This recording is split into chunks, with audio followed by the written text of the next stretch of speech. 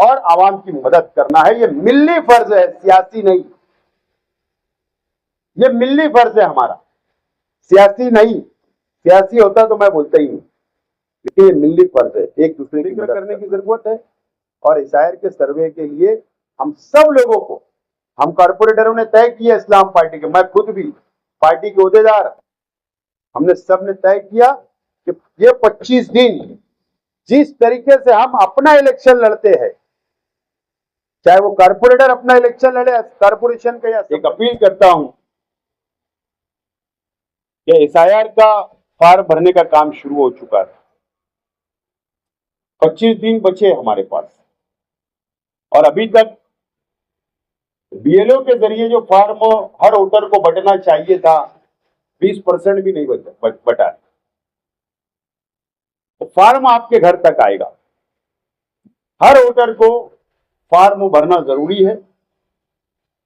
29 जुलाई तक अगर वो फॉर्म नहीं भरे तो आइंदा वोटर लिस्ट में नाम नहीं आएगा। तो मुकम्मल भरना पड़ेगा, मराठी में, स्पेलिंग मिस्टेक नहीं होना चाहिए। इसके लिए शहर की सर्वे के लिए, फॉर्म भरने के लिए, मदद करने के लिए एसआईआर सेंटर हमने आज से शुरुआत की है। और शहर में 38 कल हमारे पास 38 का मैंने डिक्लेयर किया था सेंटर। अभी मजीद में सुबह से बैठा था तो उसके अंदर और मैंने 5-7 सेंटर बढ़ाए हैं। जहां भी इस्लाम पार्टी का सेंटर आपको नजर आए, आप वहां पर जाइए, फॉर्म लेकर आप फॉर्म भराइए और वापस वो बीएलओ को आपको देना है ताकि आपका नाम यादी में आए। अब इसके लिए बोलेंगे यार क्या होगा, एक बात समझ लेना, ये सर्वे इतना अहम है। अभी मैं देख रहा था कि किरीट सोमैया मुंबई के अंदर एक प्रेस कॉन्फ्रेंस किया और कहा कि महाराष्ट्र के अंदर 50 लाख बांग्लादेशी मिलेंगे, 50 लाख मुसलमानों का नाम कट जाएगा। एक नंबर शहर हमारा है टारगेट। ये मैं कोई सियासी बात नहीं कर रहा हूं। एसआईआर के बाद जरूर मैं सियासत करूंगा शहर में, लेकिन यहां कोई पार्टी नहीं। हम बहैसियत मुसलमान, इस देश के नागरिक की हैसियत से हमको एसआईआर का फॉर्म भरना है और हम लोगों को मुकम्मल सावधान रहना है। और जो पॉम्पलेट अभी इस्लाम पार्टी की तरफ से आज से बढ़ रहा है, वो आप आपके पास संभाल के रखें। सर्वे के बाद जब फॉर्म दिया जाएगा, उसके बाद यादी डिक्लेयर होगी और यादी में आपका नाम नहीं आएगा।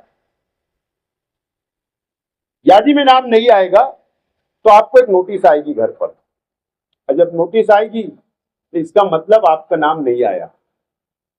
फिर आपसे सबूत मांगे जाएंगे, सबूत मांगे जाएंगे। तो 11 सबूत में से कोई एक सबूत आपको बताना। और फिक्र हम लोगों को यह है कि 11 सबूत इलेक्शन कमिश्नर ने मांगा है, वो 11 सबूत शायद मैं भी नहीं दे पाऊंगा। ये हो सकता है। तो आम लोग क्या दे पाए, मजदूर क्या देगा, गरीब क्या देगा, उसको रहने के लिए सही घर नहीं है, वो डॉक्यूमेंट कहां से आए। तो वो भी हमने लिखकर आपको फार्मों में दिया है। तो हो सकता कि अभी फार्म भर दो, फुर्सत पा जाओ, उसके बाद उसकी तैयारी करो कि ये पेपर 11 सबूत में से मैं एक ढूंढ सकता क्या, मैं कहीं से ला सकता क्या। वो तैयारी से लगी है। और अगर नोटिस आ गई तो फिर वो सबूत लेकर वापस हेयरिंग होगी, टेबल लगाएंगी गवर्नमेंट, आपको सबूत लेकर जाना है नोटिस के साथ कि ये मेरा सबूत है, मेरा नाम मत काटो, ये मेरा सबूत है। जब भी आपकी मदद की जरूरत है, मदद हम लोग करेंगे। तो इस तरीके से बहुत हार्ड सर्वे, बहुत फिक्रमंद वाला सर्वे चल रहा है। उसके लिए सबको फिक्र की जरूरत है। मैं तो अपील करता हूं कि एक गली होगी, गली में 50 मकान होंगे, तो 4 तो नौजवान पढ़े लिखे होंगे गली में, किसी के भी घर के हो, पड़ोस के, उनको जमा करिए। किसी के घर के अंदर बैठ के पूरी गली का फार्म इत्मीनान से भरिए। मदद करना पड़ेगी एक दूसरे को, पड़ोसी को मदद करना पड़ेगी, दोस्तों को, रिश्तेदारों को मदद करना पड़ेगी। बाहर अगर हमारी बेटियों की शादी हो गई, उनको बुला ले, तो फार्म भरे। अगर वोट यहां, कई लोग घर छोड़कर चले गए, उनकी वोट यहां होंगी, उनको बुला ले। आपको पता होगा कि बाहर गए चले गए, उनको बुलाइए। तो ये तमाम ही चीजें आप लोगों को बहुत फिक्र करने की जरूरत है। और एसआईआर के सर्वे के लिए हम सब लोगों को, हम कारपोरेटरों ने तय किया, इस्लाम पार्टी के, मैं खुद भी पार्टी के ओहदेदार, हमने सब ने तय किया कि ये 25 दिन जिस तरीके से हम अपना इलेक्शन लड़ते हैं, चाहे वो कारपोरेटर अपना इलेक्शन लड़े कारपोरेशन का या असेंबली का, उस तरीके से हमको ये मुहिम को आगे बढ़ाना है, मेहनत करना है, रात दिन जागना है और आवाम की मदद करना है। ये मिल्ली फर्ज है, सियासी नहीं। ये मिल्ली फर्ज है हमारा, सियासी नहीं। सियासी होता तो मैं बोलता ही नहीं, लेकिन ये मिल्ली फर्ज है, एक दूसरे की मदद करना है। और नहीं तो क्या होगा, 50,000 नाम कट जाएंगे, 1 लाख कट जाएंगे, सबूत नहीं पेश कर पाएंगे तो क्या होगा, ये आप सोचिए।